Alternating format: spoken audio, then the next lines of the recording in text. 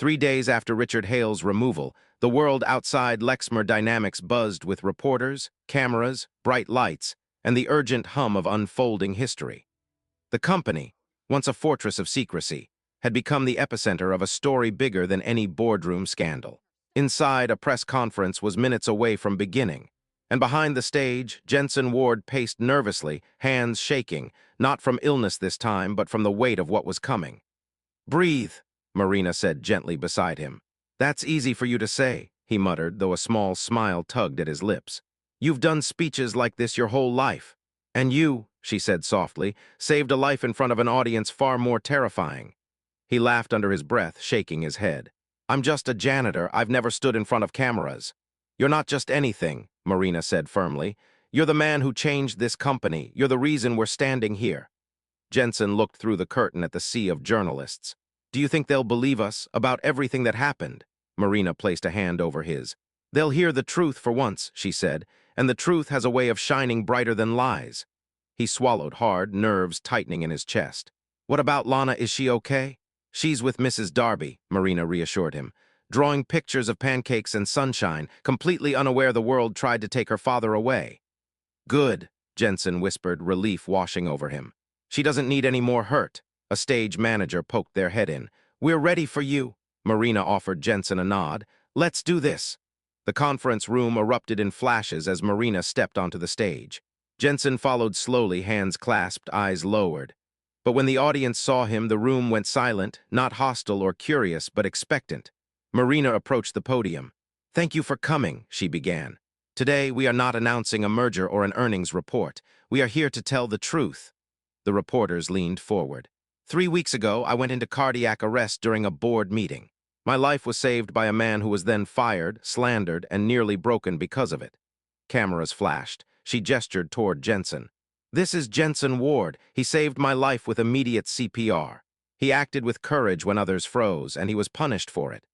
A low murmur spread through the room. Marina continued. "He was fired without cause. His character was attacked. His sealed juvenile record was illegally leaked. His daughter's safety was threatened, all orchestrated by a now former executive of this company." Jensen looked down, then up slowly, meeting the faces of the crowd. "This ends today," Marina said. "Effective immediately, all allegations against Mr. Ward are reversed. His name is cleared, his record is restored, and he is reinstated with full compensation." She stepped aside. "And now Jensen has something he wants to say." Jensen froze for a heartbeat, then he stepped forward. His voice shook at first. "I'm not used to microphones," he said.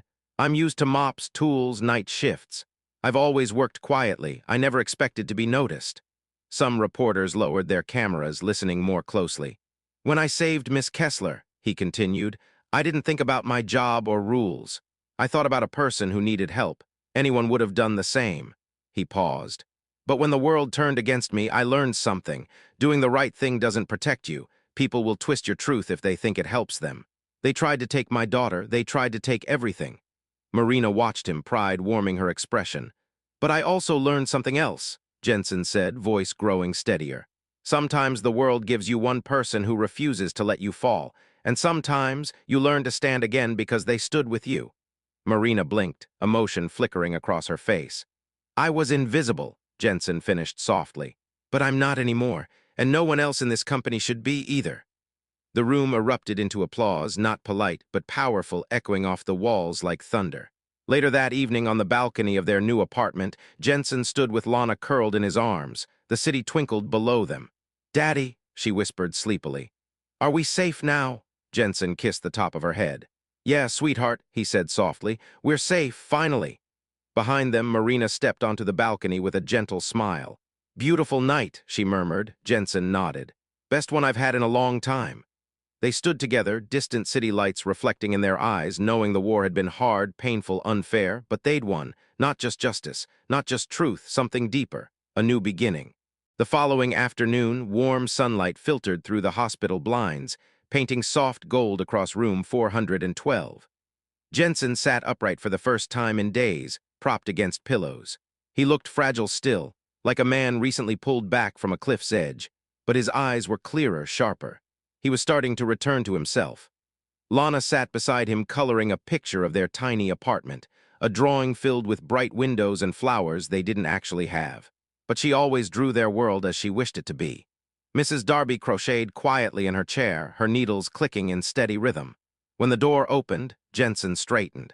Marina stepped in carrying a folder and wearing a look he hadn't seen before, not guilt, not worry, but something fiercer.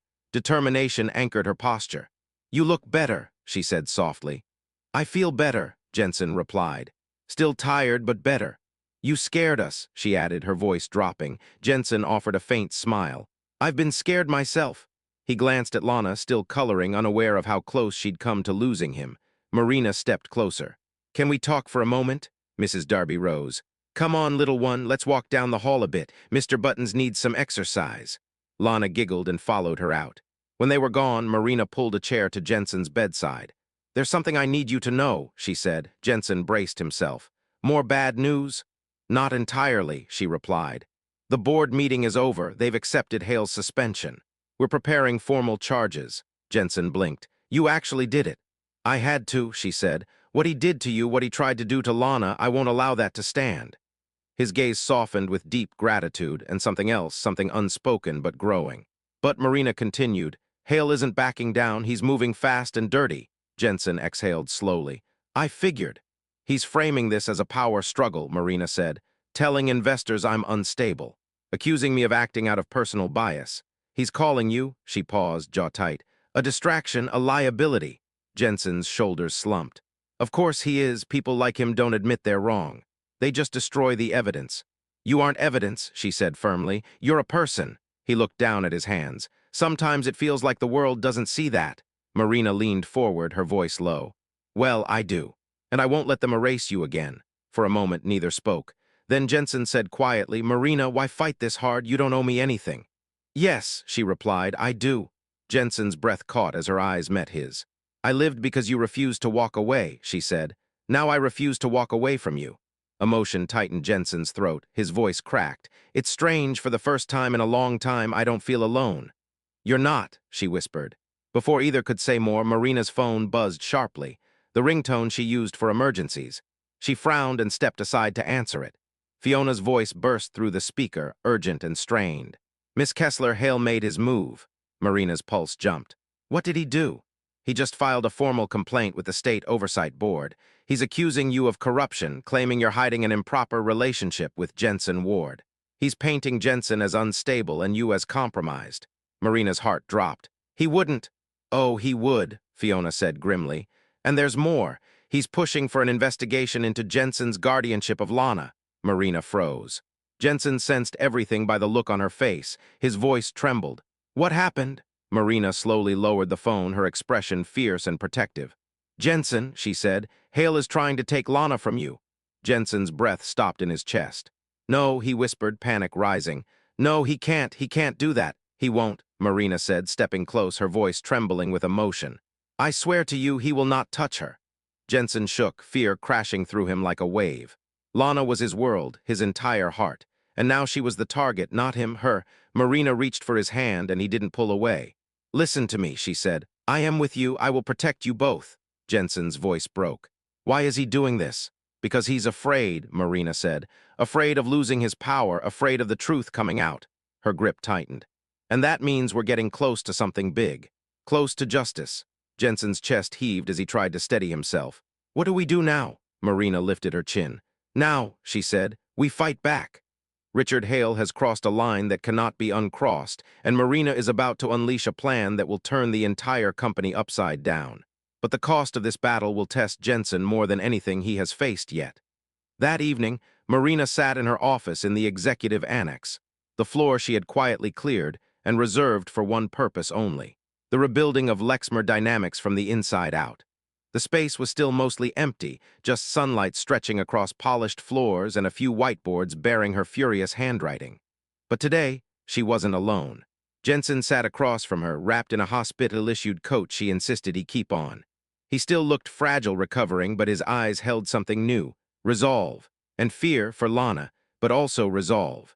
Lana sat on the carpet nearby, drawing shapes with the colored pencils the nurses had gifted her. Marina could hear her humming faintly, grounding the moment in innocence. Marina slid a folder toward Jensen. "This," she said, "is our response." Inside were printed forms, drafted statements, legal documents, a timeline of events, everything carefully organized. "What is all this?" Jensen asked, eyebrows knitting. "A blueprint," she said, "for how we take your life back." He hesitated before opening it. His hands trembled slightly, though whether from recovery or emotion, Marina couldn't tell. "The first page," she continued, "clears your name publicly, completely. Not just a corporate memo, an official statement from me supported by evidence submitted to every major outlet." Jensen swallowed. "Will they even listen?" "They'll have no choice," Marina said. "Not when they see the footage. Not when I go on record myself." Jensen's eyes widened. "You do that for me? For the truth?" She turned the next page. "This outlines legal action against Richard Hale, embezzlement, abuse of power, privacy violation, wrongful termination, and endangerment." Jensen blinked. "Embezzlement? Oh yes," Marina said dryly. "We found some friends of his who were not as good at hiding his tracks as he thinks. When he fell, he grabbed onto every corrupt rope he could." Another page. "This," she said, tapping the header, "is the petition to secure your custody rights. Permanently. No oversight board will be able to touch Lana when we're done. You'll both be protected." Jensen's breath caught, and he looked over at his daughter, her little feet crossed, humming to herself as she colored the sun in bright yellow loops. "I still can't believe someone tried to take her," he whispered. "I know," Marina said, softer now, "but they won't again, not while I'm standing." He turned to her. "Marina, why me? Why fight this hard?" She leaned back, exhaling slowly. "Because I spent years believing people like you were fine, that the system took care of those who worked for us. That employees had fairness, that mistakes or hardships didn't define them." Her voice wavered. "But I was wrong. I let my power shield me from the truth." She looked at him fully. "You saved my life. And when the world turned on you, they did it under my name. I can't erase that, but I can make sure it never happens again, to you or anyone." Jensen lowered his gaze, overwhelmed. "I don't know if I deserve all this." "Of course you do," she said. "For the simple reason that what you did, the courage, the heart, you didn't do it for praise or reward. You did it because it was right." A long silence stretched, warm and fragile. Then Jensen asked the hardest question. "What happens if we go to war with Hale and lose?" Marina didn't look away. "Then we lose together. But if we win," she added, "every person who has ever been mistreated, ignored, or silenced by this company wins with us." He exhaled. His hand rested on the folder, steadying.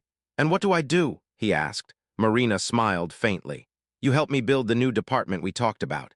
Employee welfare, advocacy, accountability. A place where no one falls through the cracks you fell through." Jensen looked at her, really looked, and nodded, slowly but firmly. "Then I'm in," he said. At that moment, Lana held up her drawing. "Daddy, Miss Kessler, look, I made us a new house." 3 stick figures stood together under a bright sun. Jensen froze, Marina's breath caught. And in the simple drawing lay something unspoken, fragile, and full of hope. A future. Marina and Jensen now stand united. But Richard Hale's final move is already in motion, and it will force a showdown that could expose everything or destroy them both. Dawn cracked over Harbor City like a blade of fire, slicing across the skyline with a warning glow. Inside Lexmer Dynamics Tower, the air vibrated with tension. Too many whispers, too many secrets on the verge of bursting open. Employees felt it. Executives felt it. Even the elevators seemed to carry unease between floors. But no one felt it more than Richard Hale, who stood in his dimly lit office, pacing like a cornered wolf. The overnight news cycle had blown up. CEO exposing corruption inside LEXMAR. Suspension of CFO confirmed, more charges possible. New evidence suggests long-term cover UPS. And the worst headline for him. Maintenance worker smear campaign linked to former CFO. Richard's hands trembled around the bourbon glass he hadn't bothered to finish. The bottle sat open on his desk from the night before. He hadn't slept. "How did this fall apart?" he muttered, pacing again. "How did a janitor and a CEO take down 20 years of control?"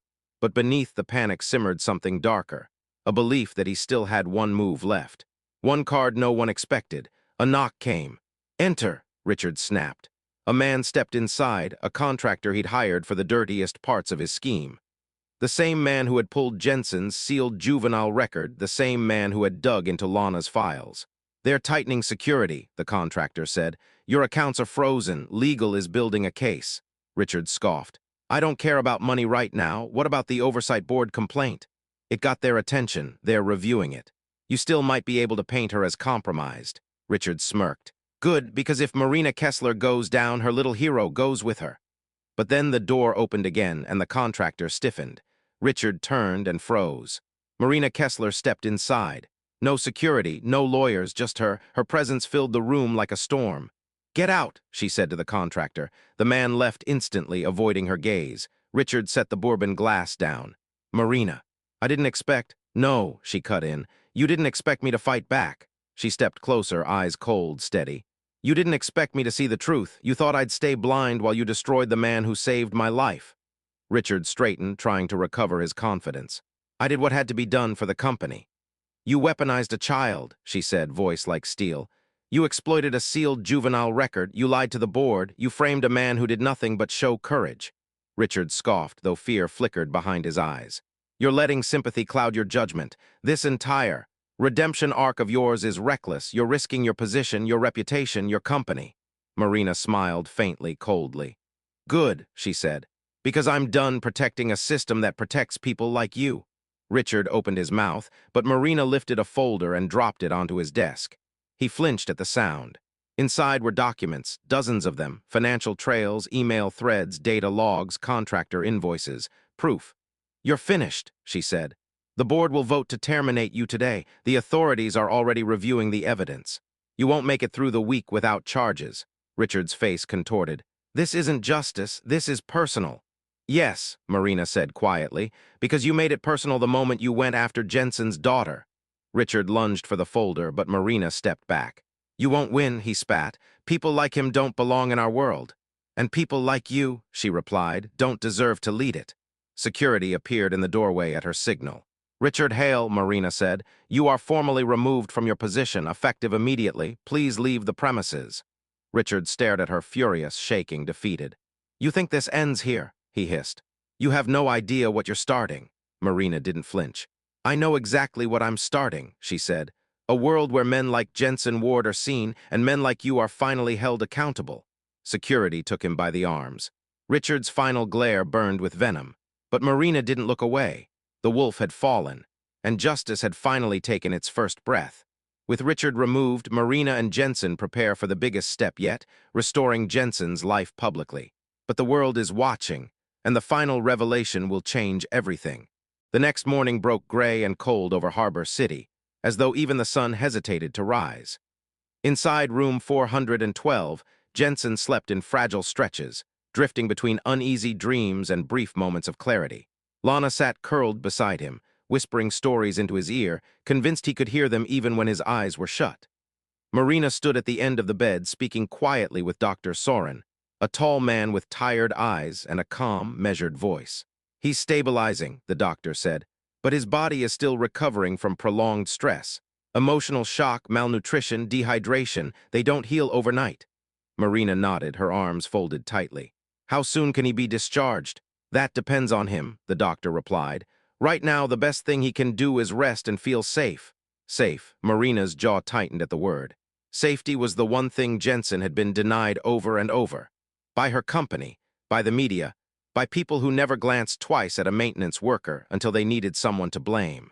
Before she could answer, her phone buzzed insistently again. Another crisis. She stepped into the hall to take it. Fiona's voice burst through immediately.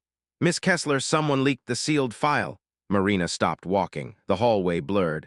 "No. We activated legal. We locked everything down." "It wasn't internal," Fiona said. "It was done externally, anonymously. The file is already circulating." Marina's pulse pounded in her ears. "What did they leak?" Fiona swallowed. "A charge from when he was 16. Lower theft class. He stole cold medicine for his mother. It was sealed years ago." "And they're using that," Marina whispered, horror creeping into her voice, "to paint him as a criminal now." "They already are," Fiona said. "Blogs, tabloids, social feeds, it's everywhere. Headlines calling him troubled, dangerous, unstable." Marina pressed a hand against her forehead. "He saved my life, and they're turning a child's desperation into a weapon." "That's not the worst part," Fiona added hesitantly. "A reporter is downstairs in the hospital lobby asking for a comment. Someone tipped them off that you're here." Marina's stomach dropped. "That was Richard," she said. "He's escalating. Security has them contained for now, but more will come. This isn't a drip, it's a flood." Marina ended the call and stood still for several seconds, letting the anger steady her breathing. When she finally entered Jensen's room again, she wore a calm expression, polished, deliberate, but underneath it all, fierce. Jensen immediately noticed her tension. "What happened?" he asked, voice low. She approached his bedside slowly. Lana looked up from the chair, sensing the shift in mood. "Marina," Jensen repeated. She sat down. "There's something I need you to hear from me, not from anyone else." His hands tensed on the blanket. "It's bad, isn't it?" She didn't sugarcoat it. "Richard leaked your sealed juvenile record. The media is using it to discredit you. They're calling you unstable and dangerous." Jensen's face went blank, too blank. Not shock, not anger, just exhaustion so deep it looked like it was pulling him under again. He turned his head away, staring at the hospital wall. Of course they did. "Jensen, I was 16, he whispered. "My mom was sick, we didn't have insurance, they denied us cough syrup, so I took it, and I paid for it, the record was sealed. I tried so hard to build a clean life for Lana, but no matter what I do, the world keeps dragging me back down." His breath hitched. "Maybe I'm just meant to stay invisible. Maybe that's safer." Marina reached for his hand, firmly, gently, refusing to let him disappear into the quiet. "You are not invisible," she said. "Not anymore. And I promise you, Jensen, I will not let them rewrite your story with their lies." He finally turned toward her again, eyes glassy. "Why would you fight this hard? For me?" Her voice softened but didn't waver. "Because you fought for me when no one else did, and I refuse to let the world break the man who saved my life." Lana crawled onto the bed, curling into her father's side. "Daddy's not bad," she whispered fiercely. "He's the best person I know." Jensen closed his eyes, overwhelmed, his hand tightening around Marina's just slightly. For the first time, he wasn't falling alone. The leak is only the first strike. What Jensen doesn't know is that Richard Hale's next move will aim not just at his past, but at the one person Jensen loves most. Snow drifted down outside Harbor City Medical Center, soft flakes settling on the windowsill like quiet warnings. Inside room 412, Jensen drifted into a fragile sleep, his breathing steadier now but still weak. Lana curled beside him, tiny fingers wrapped around his arm. Mrs. Darby rested with her head tilted back, snoring faintly.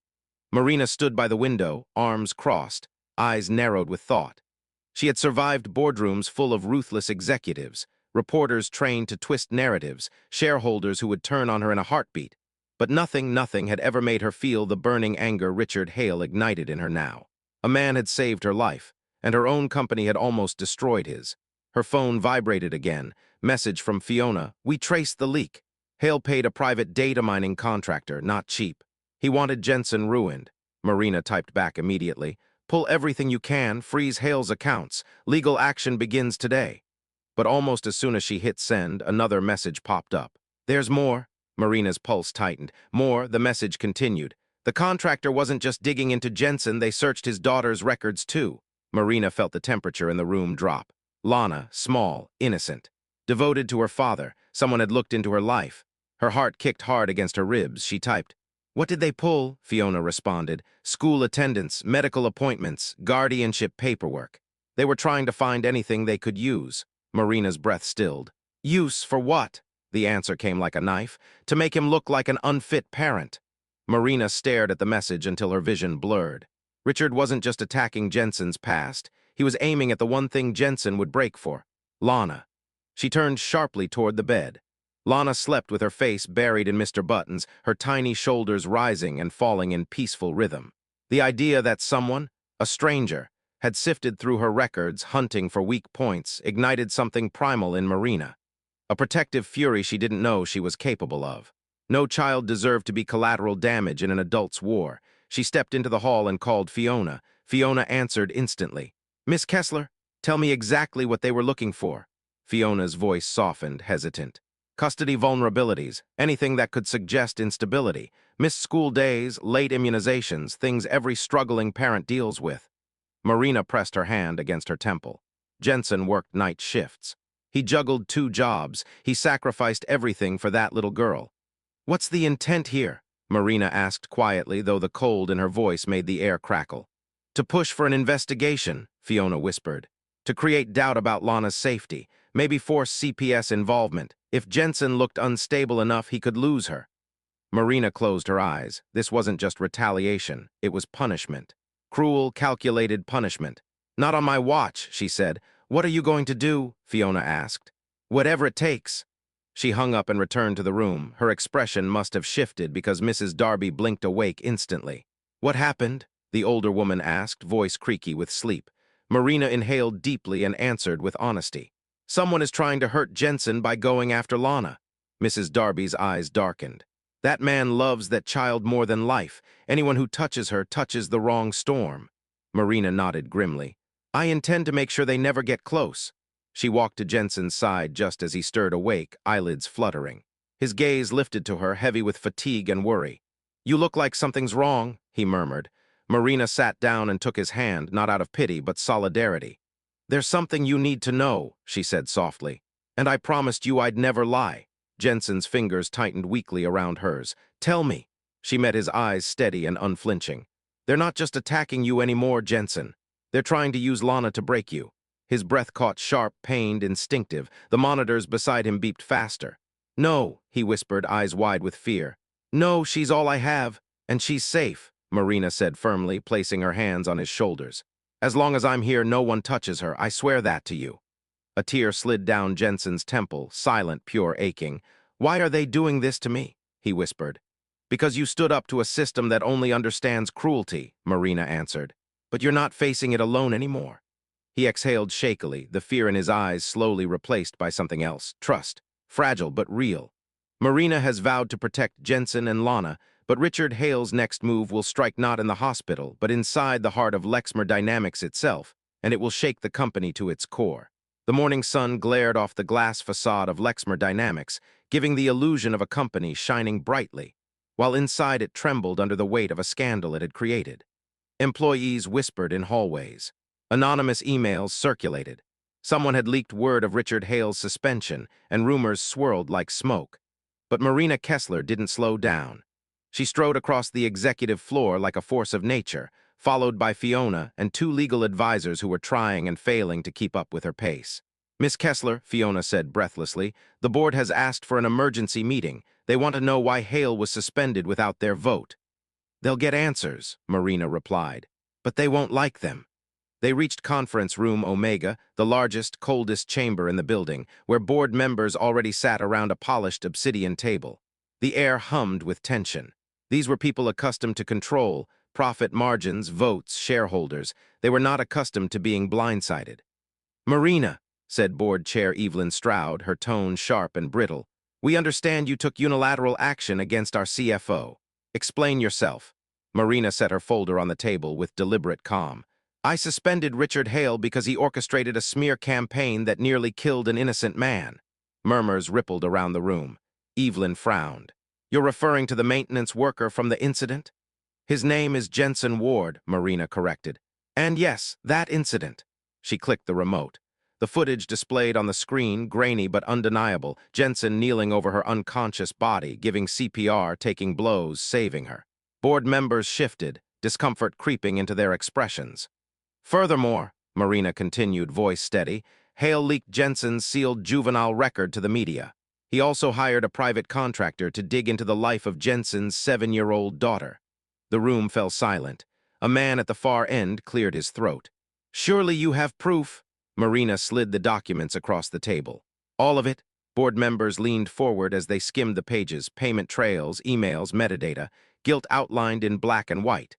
"This," Marina said, "is why Hale is gone." One board member, a man with silver glasses, forced a smile dripping with condescension. "Marina, while this is concerning, you've always been passionate, emotional, perhaps too emotionally involved this time. After all, you were the one he finished saving," Marina cut in sharply. "Yes, that makes me qualified to speak on it." Silver glasses blinked, thrown off balance. Evelyn folded her hands. "Marina, be honest. Is your judgment compromised? You've spent a great deal of time at the hospital." Marina's eyes hardened. "My judgment is the clearest it has ever been." She leaned forward, palms on the table. "This company fired a man for saving a life, then it smeared him to protect its own image. If protecting the truth makes me emotional, then you should all ask yourselves what it means if you're not." Silence. Heavy, uncomfortable, truthful. "And," Marina added, "I am issuing a formal reversal of all actions taken against Jensen Ward. He will receive full restitution, legal protection, and a new position under my direct supervision." Silver glasses scoffed. "You're giving a janitor an executive role?" Marina didn't blink. I am giving a human being the respect he earned. Her voice dropped, low and dangerous. And if anyone here has a problem with that, you're free to leave the committee I lead. Eyes widened. No one left. Evelyn exhaled slowly. Very well, but be aware, you are provoking a war with Richard Hale. He has allies inside and outside this building. Marina gathered her papers. Then I hope he's ready for the fight he started, because I'm done letting this company devour the people who keep it standing. She exited the room without waiting for dismissal. Meanwhile, in room 412, Jensen stirred awake. Lana's small hand rested on his chest. He blinked at the ceiling, feeling different, stronger, not physically, but somewhere deeper. Mrs. Darby noticed him move. You awake, son? Jensen nodded faintly. Yeah, something feels different today. And far across the city, Marina stepped into her car, breath shaking, heart pounding, but eyes burning with conviction. Because today wasn't about survival. Today was the first strike in taking back everything Jensen had lost. But even as Marina pushes forward, Richard Hale is preparing a counterstrike, one designed to hit her where she is most vulnerable and to crush Jensen before he can stand again. Night settled slowly over Harbor City Medical Center, dimming the hallways to a soft amber glow. Most of the floor had quieted, nurses speaking in hushed tones while monitors hummed their steady electronic rhythm. But in room 412, the air felt different, charged, waiting. Marina Kessler had not moved from her chair beside Jensen's bed for hours. Her legs were numb, her back ached, her eyes burned, but she didn't care. She watched Jensen's chest rise and fall through the oxygen tube, each breath fragile but present. Lana slept curled on a recliner, clutching her teddy bear against her chest. Mrs. Darby snored softly in another chair, her cane hooked over the armrest. Marina's finger traced lightly over the edge of Jensen's IV line. You shouldn't be here alone, she whispered, not sure if she meant him or herself.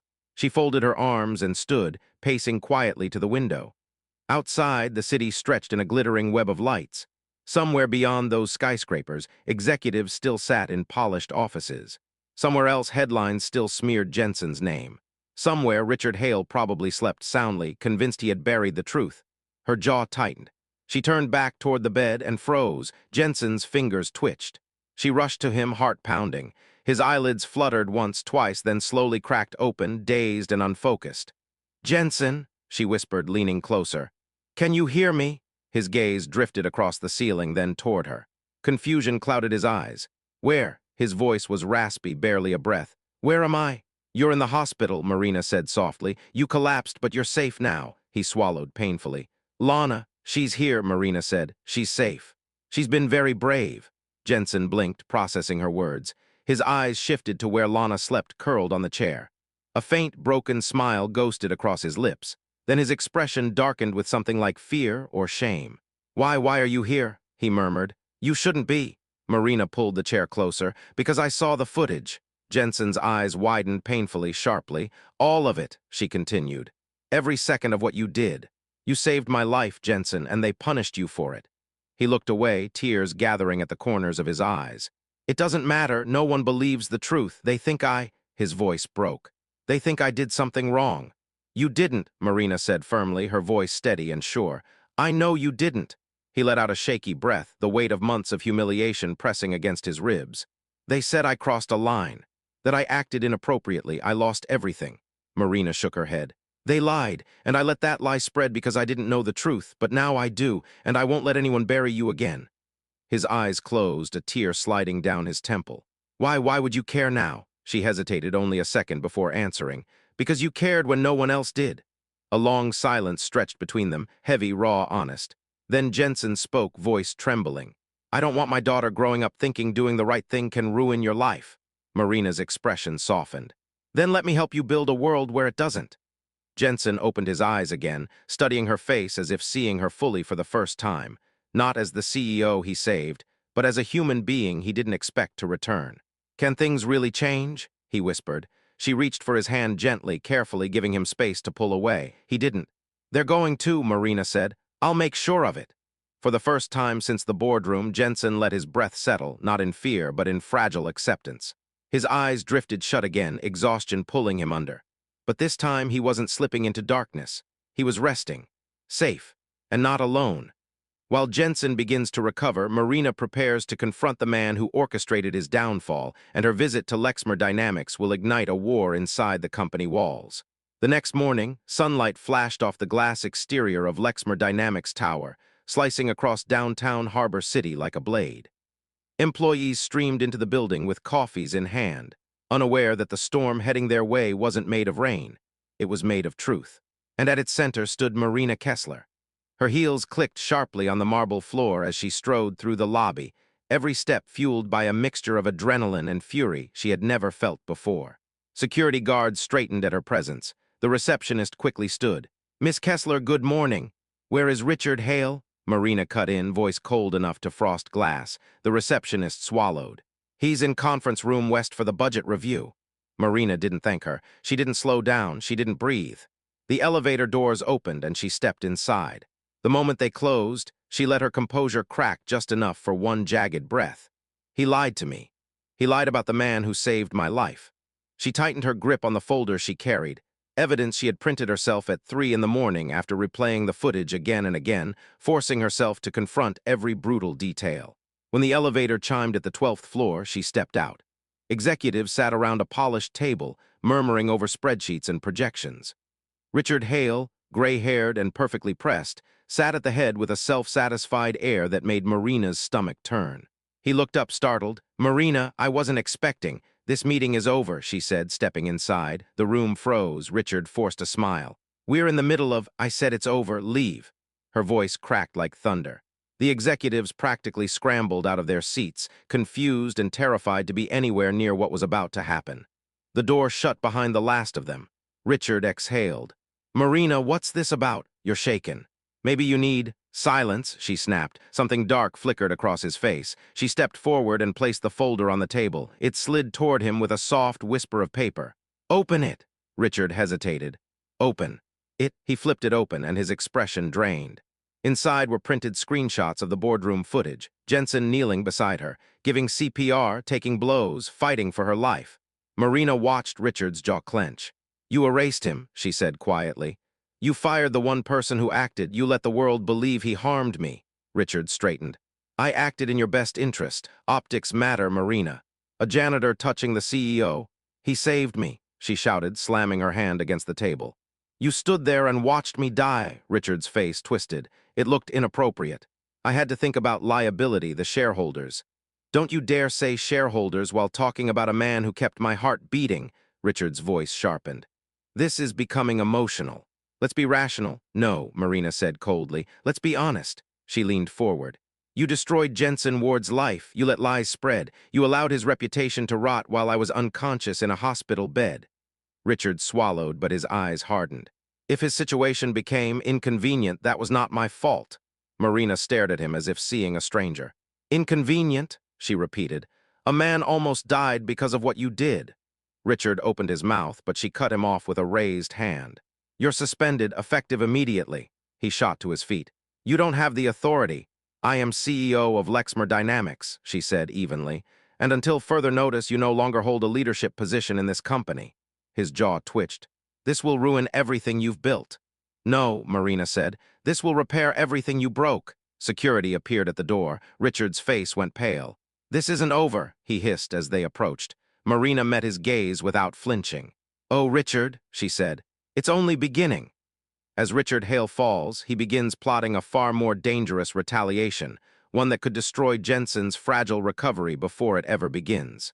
By the time Marina walked back into Harbor City Medical Center, the confrontation with Richard Hale still crackled through her veins like static. She had expected satisfaction, maybe relief, but instead she felt something heavier, an unsettling mix of anger and dread. A storm had been pushed back, but it was far from over. Room 412 was dim and quiet.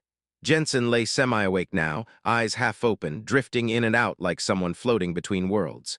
Lana sat beside him, humming softly while she colored. Mrs. Darby dozed in her chair, her cane balanced against her knee. Marina stepped in gently. Lana looked up. "Miss Kessler," she whispered. "Daddy woke up again for a little bit.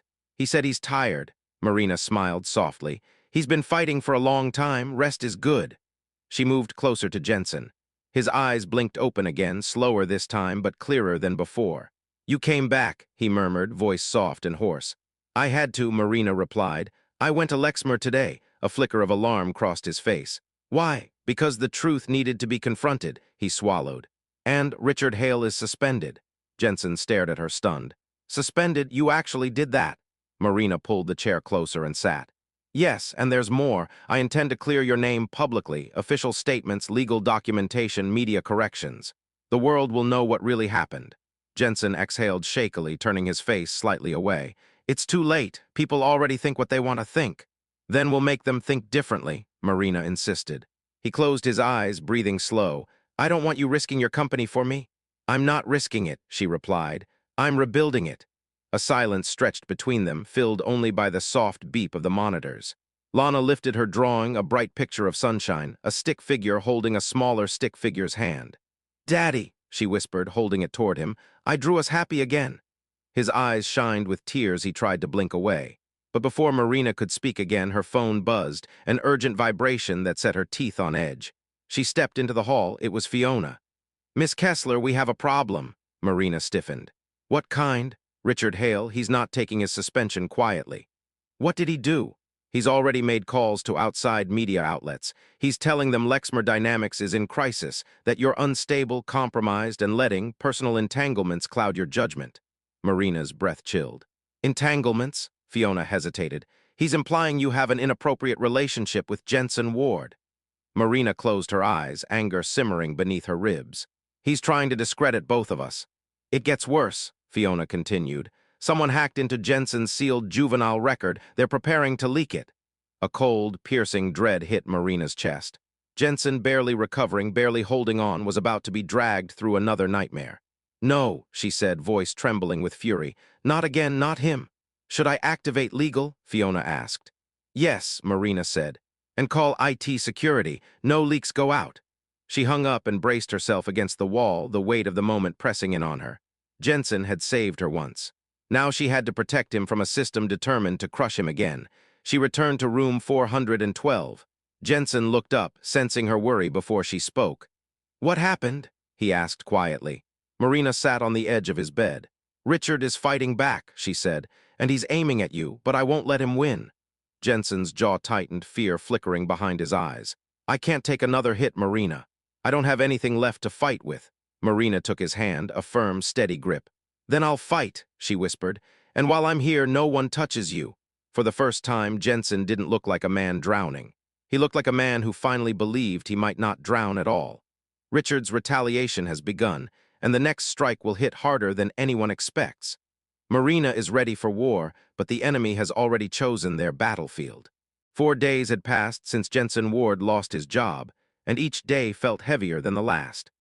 The morning light filtering through the blinds of his small Harbor City apartment did nothing to soften the exhaustion etched across his face.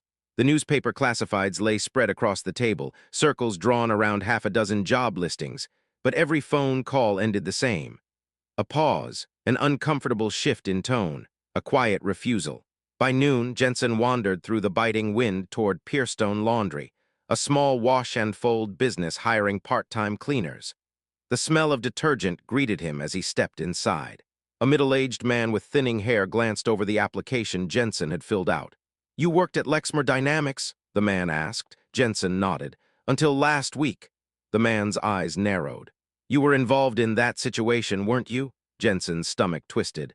I performed CPR, that's all. The owner set the papers down and crossed his arms. I can't risk bringing in someone with controversy attached. My customers talk, I'm sorry. It didn't sound like an apology. It sounded like a door slamming shut. Jensen stepped back outside, wind biting through his thin jacket. His phone dinged, a message from a former coworker. Bro, you've seen the blogs. They're calling you the billboard janitor. Not in a good way. Another message followed immediately, a blurry screenshot. His CPR photo, captured mid-breath, paired with a headline. Maintenance worker crossed the line, CEO unconscious, boundaries ignored. His stomach dropped. He scrolled. Another post. Then another, each one twisting the truth a little more, each one erasing what really happened. His fingers went numb. People whispered as he walked past the convenience store. A group of teenagers leaned against the brick wall, phones illuminated. That's him, one said loudly. The dude who took advantage of the CEO. Gross, another muttered. He probably enjoyed it. The words hit Jensen with the force of a steel pipe. His breath hitched, but he kept walking, shoulders tight, jaw clenched. By the time he reached home, the wind had carved red marks along his cheeks. Lana rushed to him the moment he opened the door. "Daddy, Miss Darby made soup. I saved you the biggest bowl." Jensen knelt and hugged her tighter than usual. Mrs. Darby, seated on the couch with her cane resting beside her, watched him with sharp eyes. "How bad was it?" He didn't answer. He didn't have to. The bruised silence said enough. Later that evening, as Lana colored quietly in the corner, Jensen sat alone on the mattress, scrolling through hateful comments that blurred together like a storm he couldn't outrun. His phone buzzed again. HR office, internal investigation complete. He froze. Then the call came. A clipped professional voice. "Mr. Ward, your conduct has been deemed inappropriate. Your termination is upheld. We advise you not to return to Lexmer Dynamics property." Jensen's chest tightened. "I performed CPR. She wasn't breathing. The decision is final. Goodbye." The line went dead. The room seemed to dim around him, shadows lengthening like claws. Lana slept beside him, tiny breath steady and soft. How was he supposed to explain any of this to her? How do you tell a child the truth doesn't matter when the world wants a villain? Jensen pressed his palms to his eyes, his body trembling as silent tears escaped. He had saved someone's life, and the world had decided to destroy his. Across the city, in a penthouse bathed in quiet golden light, Marina Kessler sat before her laptop replaying the security footage again. Watching the man who saved her get struck, watching him fight for her life, watching him pulled away like a criminal, and realizing the truth. Her survival had cost him everything. Her voice broke the silence, a whisper laced with fury and guilt. "Jensen, what did they do to you?" She closed the laptop. A decision formed in her chest, sharp, undeniable, unstoppable. Tomorrow she would find him. And nothing, no executive, no lie, no cover-up would keep her from making this right. While Jensen sinks deeper into despair, the woman whose life he saved is coming for him, carrying the truth he no longer believes exists. Gray clouds rolled over Harbor City the following morning, casting long shadows between the apartment buildings as Marina Kessler stepped into her private elevator. No assistants, no chauffeur, no entourage trailing behind her. She didn't want eyes on her, not for what she was about to do. Her phone buzzed. Marcus Lane. "I've sent Jensen Ward's address, employment file, and the HR reports you requested." Marina opened the documents as the elevator descended. The more she read, the tighter her jaw clenched. Eviction notices, 2 months unpaid utilities, denied medical coverage, terminated without explanation, all because he saved her. The doors opened to the underground garage. Marina climbed into her own sedan, not the company car, not the armored SUV, and pulled onto the expressway. She drove past shimmering towers, overpasses humming above her, until glass and steel gave way to aging brick, corner markets, and cracked sidewalks. This was a different world, one she had never set foot in. Children chased each other around rusted bikes. An old man swept his stoop with a frayed broom. A woman hauled groceries up a flight of peeling stairs. Poverty didn't hide here, it lived out loud. She parked near Jensen's building, a squat, worn structure with faded paint and a dented mailbox. The December wind knifed across her cheeks as she stepped out. For a moment she hesitated. How do you walk into the life of the man whose life you owe? She forced herself forward and knocked. The door cracked open. A small girl appeared, curls messy, oversized t-shirt slipping off one shoulder. Lana, the same little girl from his employee records. Her eyes widened in confusion, then recognition. "You're the lady from the posters," she whispered. Marina knelt. "I'm looking for your dad. Is he here?" The girl's lip trembled. "He's sick. He won't get up. I tried soup and water. He just keeps saying he's tired." Marina's chest clenched painfully. "Can I see him?" she asked gently. Lana nodded and stepped aside. The apartment was dim, barely warmed by an old radiator wheezing in the corner. The smell of stale soup and cold air mixed in the narrow living room. A blanket was draped over a worn-out couch where Mrs. Darby slept lightly, her cane within reach. Marina stepped into the bedroom and froze. Jensen lay curled on a thin mattress, wrapped in 2 blankets, his face gaunt and sunken. Sweat dampened his hair, his lips were cracked, breath shallow. He looked nothing like the man who had knelt over her, fighting death with trembling hands and iron resolve. He looked broken. Marina sank to her knees beside him. "Jensen," she whispered. "Can you hear me?" He didn't stir. She took his hand. It was burning. A tremor of fear shot through her. "Oh, God," she turned toward the doorway. "Call an ambulance," she ordered. Her voice wasn't commanding, it was frightened. Lana stood frozen, clutching her teddy bear. "Is he gonna die?" she whispered. "No," Marina said fiercely. "Not again, not while I'm here." Paramedic sirens wailed in the distance, growing closer. Marina squeezed Jensen's hand tighter, her throat tightening as guilt crashed over her in waves. She had survived. He had collapsed. Because of her.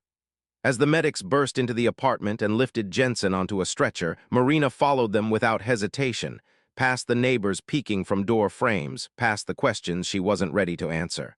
Inside the ambulance, Jensen's head rolled slightly toward her. His eyelids twitched, barely opening for a fraction of a second. Marina leaned close. "I'm here," she whispered. "I won't let them bury you the way they buried the truth." The ambulance sped toward Harbor City Medical Center, lights slicing through the gray morning. Jensen had saved her life. Now it was her turn. As Jensen fights for consciousness, Marina prepares to fight an entire corporate empire, one that would rather destroy a man than admit the truth.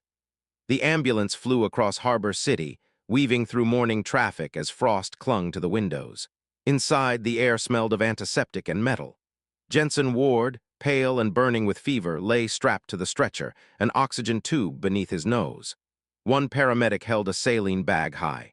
Another checked his vitals with hurried precision. His temperature had spiked again. "Severe dehydration, malnutrition, stress collapse," the paramedic muttered. "He's been like this for days." Marina sat beside Jensen, gripping the rail so tightly her knuckles whitened. She had always been composed, unshakable, Harbor City's iron-willed CEO. But here in the cramped ambulance, she felt everything she had built slipping away beneath her. "How long until he's stable?" she asked. The paramedic glanced at her, recognizing her immediately. Everyone in the corporate world knew her face. But his voice stayed professional. "We'll know more once we run labs. He's been pushed past the breaking point." Marina looked down at Jensen's hand. His fingers twitched faintly, barely noticeable, a tremor more than a movement. She touched them gently, and for the briefest second they responded, curling weakly toward her. Her breath caught, but then the tremor faded, and he sank back into stillness. Minutes later, the ambulance screeched into the bay of Harbor City Medical Center, the doors flying open. A team of doctors and nurses rushed forward, transferring Jensen onto a rolling bed.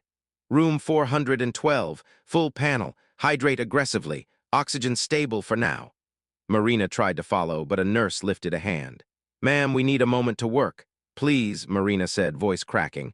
"I promised his daughter. We'll take good care of him. Let us stabilize him first." She forced herself to step back as the doors swung shut. The waiting room felt too bright, too warm, too clean, so different from the cold apartment floor where Jensen had been lying. Marina sat heavily in one of the leather chairs. She pressed her hands together, inhaling slowly, but her composure kept slipping through her fingers. Her phone buzzed. It was Fiona Redmond, her chief assistant. "Miss Kessler, security said you left HQ without notice. Is everything okay?" "Bring Lana Ward here," Marina said immediately. "And her neighbor, Mrs. Darby. Make sure they're comfortable, use my personal credit line, and cancel every meeting today." Fiona hesitated only a heartbeat. "Yes, ma'am, right away." Marina ended the call and stared at the hallway Jensen had disappeared through. The image of him kneeling over her, sweat dripping down his temple, eyes wide with determination, kept replaying in her mind. That moment had pulled her back to life, and the world had paid him back with destruction. 30 minutes later, soft footsteps echoed down the corridor. Marina turned. Lana stood with her teddy bear clutched tightly to her chest, worry twisting her tiny features. Mrs. Darby leaned heavily on her cane behind her. "Is Daddy okay?" Lana whispered. Marina knelt and hugged her gently. "He's in good hands now. The doctors are helping him." Lana's eyes shimmered. "He didn't want to get up." "I tried everything." Marina's throat tightened. "You were very brave. You helped him more than you know." A nurse appeared at the doorway. "Miss Kessler, you can see him now." They followed her through the quiet hallway into Jensen's room. He lay on the bed, an IV line feeding fluid into his arm, monitors beeping steadily. The harsh gray pallor of earlier had softened, but he still looked fragile, like a man who'd been fighting too long without anyone fighting for him. Lana hurried to the bedside, placing her teddy bear on his chest. "Daddy, I brought Mr. Buttons. He can help you get better." Jensen didn't move. Marina pulled a chair beside him. For the first time, she allowed her guilt to settle over her fully. "You saved me," she whispered, "and I let them ruin you." Her hand hovered over his, then gently settled against his fingers, warm against cold. "I'm here now, Jensen. I'm going to fix this, whatever it takes." One of the monitors beeped softly as his breathing shifted. steady but weak. Marina didn't leave his side, not this time. As Jensen lies unconscious, Marina prepares for a confrontation that will shake Lexmer dynamics from the top down, and the man responsible for Jensen's downfall knows his time is running out. Rain hammered against the glass walls of Lexmer Dynamics, the tallest tower in Harbor City, turning the skyline into a watercolor blur. Inside the executive summit room, where every chair cost more than a month of a janitor's salary, Jensen Ward, a maintenance worker with a mop and a tired back, was finishing his shift outside the glass doors. A sharp thud echoed, then a gasp. Executives rose from their leather seats as their CEO, Marina Kessler, froze mid-presentation. Her hand twitched toward her collarbone, her voice snagged in her throat. Then her knees buckled. She collapsed against the polished floor, her body shuddering once before falling frighteningly still. For half a second the room went silent, then panic detonated. "Oh my God, someone do something!" "Security. Call security. She's choking. No, she's fainted." But no one moved toward her. No one dared to kneel on their immaculate suits or smudge their expensive shoes on the floor, except Jensen. He dropped his mop so hard the handle clattered like a gunshot. He shoved the door open, slipping past a wall of shocked executives. "Sir," someone barked. "You're not allowed. She's not breathing," Jensen snapped. Marina's lips were fading to a chilling lavender shade, the color no living person should ever be. Her chest wasn't rising. Her pulse was non-existent. A woman in pearls shrieked, "He's touching her." "Stop him," another voice snarled. "Get this janitor away." Jensen didn't hear them. He heard only the memory of an old CPR coach at the community shelter he once volunteered at. "If they can't breathe, you breathe for them." He tilted Marina's head back, pinched her nose, and pressed his mouth to hers. "Is he kissing her? This is inappropriate. Security, restrain him." A heavy hit slammed into Jensen's shoulder. Someone had struck him, briefcase baton, something hard. Pain radiated down his arm, but he didn't stop. One breath, two, then chest compressions. 1, 2, 3, 4, 5, more blows, more shouting. "Filthy maintenance worker, get away from her." But Jensen's arms kept moving, fueled by terror and something deeper, determination. "Come on," he whispered, sweat dripping onto her lifeless skin. "Don't die, not like this." "Not today." 26, 27, then Marina's body jerked violently. A choking gasp ripped from her lungs as color flooded back into her face. She was breathing. She was alive. Jensen slumped back, hands trembling, breath shattered. Relief washed through him, raw, overwhelming, until a tall executive with steel-gray hair stepped forward. Richard Hale, chief financial officer. His expression was venom wrapped in a tailored suit. "What is your name?" he demanded. "Jensen Ward," he rasped. "Maintenance, 3rd floor. You put your mouth on the CEO of Lexmer Dynamics?" "She wasn't breathing," Jensen answered softly. Richard's face twisted. "Security footage will be reviewed. Leave the premises immediately. Do not return unless contacted." Jensen opened his mouth, stunned, but the security guards were already closing in. No thank you, no acknowledgement. No recognition that he had just saved their CEO's life. He picked up his mop with shaking hands and walked out of the boardroom in silence, completely unaware that this moment, this injustice, would ignite a storm far bigger than the one raging outside. Jensen thought saving a life was the end of the crisis. But in less than 24 hours, the world would twist his heroism into something unrecognizable and destroy the life he fought so hard to protect. Night rain pattered on the bus windows as Jensen Ward slumped into a cracked plastic seat, his shoulders aching from the blows he'd taken in the boardroom. Harbor City's neon lights smeared into streaks across the glass, turning everything into a tired watercolor. He held onto the handrail as if it were the last solid thing left in his life.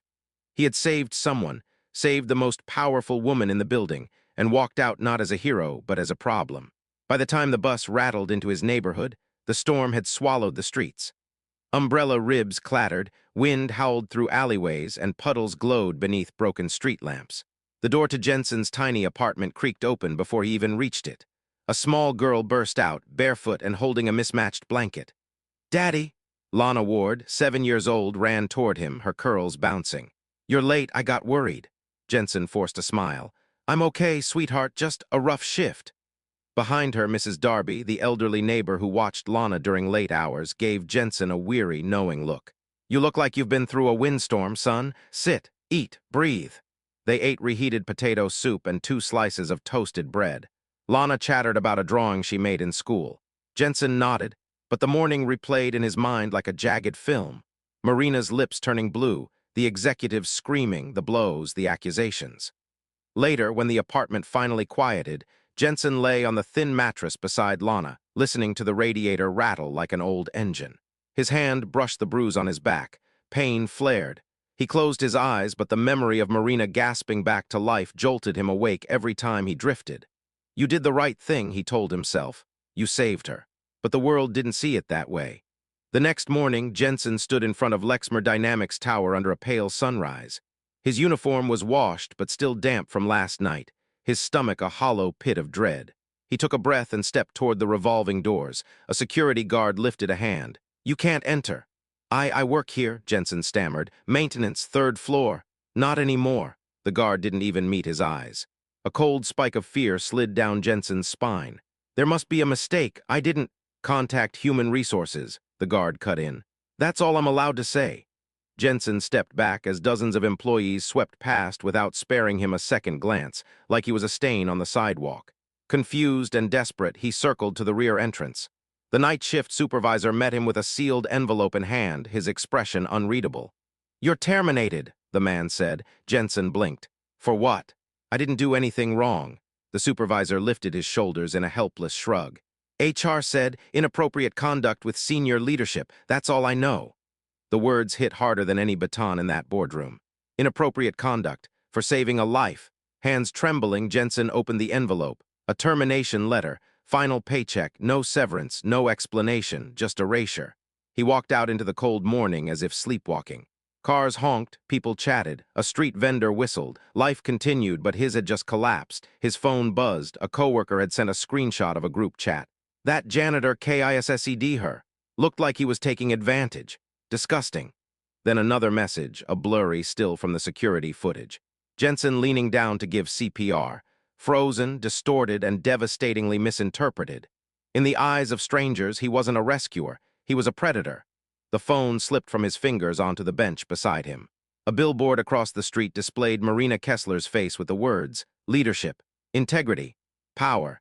Jensen swallowed hard. He had saved her life, and it had cost him his own. While Jensen's world unravels, far above the city Marina Kessler wakes from nightmares, haunted by a voice she doesn't recognize, yet. For the 4th night in a row, Marina Kessler jolted awake in her penthouse, heart thundering, breath scraping painfully against her throat. A cold sweat slicked her temples, clinging to the silk pillow beneath her. She sat upright, clutching her chest as if trying to cage a panic that had crept into her bones. The nightmare again, a black void, a collapsing heartbeat. Her body suspended in nothingness, and then a voice cutting through the darkness. Come on, breathe, stay with me, please. Every time she reached for that voice, it slipped from her grasp, disappearing like smoke between her fingers. But the feeling it left behind, the warmth of urgency, the desperation of someone fighting for her, clung to her like a shadow.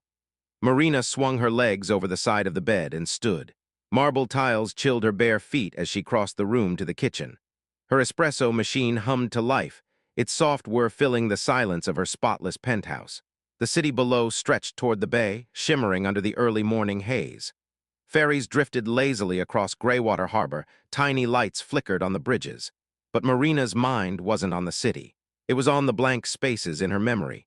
She had woken in the hospital days ago after suffering cardiac arrest. But the medical chart said it plainly, her survival was unlikely without immediate CPR. Someone had saved her. Yet no one would tell her who. Her executives dodged the question. HR repeated carefully rehearsed scripts. Legal gave vague assurances that the situation had been managed. Managed? How did you manage someone bringing you back from death? Marina's jaw tightened. She walked to her home office, opened her laptop, and pulled up the internal incident log. The summary was infuriatingly vague. Emergency medical response initiated. Employee conduct under review. Matter resolved internally. Resolved? Why did resolved feel like a cover-up? Her pulse thudded against her throat. She pressed a hand over her sternum, not pain, but something deeper. A wrongness. Picking up her phone, she called Marcus Lane, head of security. He answered on the second ring. Yes, Miss Kessler? I want the surveillance footage from the boardroom, Marina said. Her voice was made of ice. The morning of my collapse. A pause. Ma'am, legal is... I'm not asking legal, she snapped. Send it to my private inbox. Now, yes, Miss Kessler. She ended the call. The coffee machine beeped softly, but Marina barely heard it. Her hands were clenched so tightly her nails dug into her palms. She paced once, twice, then forced herself still. 20 minutes later, her laptop chimed. The footage had arrived. Her heart thudded. She clicked play. There she was standing at the head of the glass table, presenting quarterly projections, then freezing, clutching her chest, dropping. Executives scrambled backward, horrified but useless. No one reached her. Not one. Then the boardroom door crashed open. A man burst in wearing a gray maintenance uniform. Marina leaned closer to the screen. He dropped his mop and knelt beside her. His movements were swift, certain. He checked her pulse, tilted her head, sealed his mouth over hers. Her chest lurched. Marina felt the echo of that moment deep within her own ribs. She watched his face, contorted with focus and fear. She watched him push through the screaming executives. She watched him absorb blows to his back and shoulders while he kept fighting for her life. He breathed for her. His hands kept her heart moving. And then her CFO Richard Hale stormed forward, grabbed the man, and tore him away. Marina hit pause, her breath shook. Her jaw clenched so hard it trembled. That man saved me. And they dragged him away like a criminal. She opened the employee roster. His badge flashed on the screen. JNSEN Ward Maintenance Technician. The name struck something deep inside her, like a bell ringing in a cavern. Her fingers hovered over the keyboard. "Find him," she whispered to herself, "before it's too late." She picked up her phone. "Marcus," she said, her voice now quiet and dangerous, "I want Jensen Ward's full employment file, address, contacts, everything." "Yes, ma'am." "And Marcus?" "Yes. Anyone who hid this from me will answer for it." As Marina uncovers the truth, Jensen's life spirals even further, unaware that the most powerful woman in the city is now searching for him.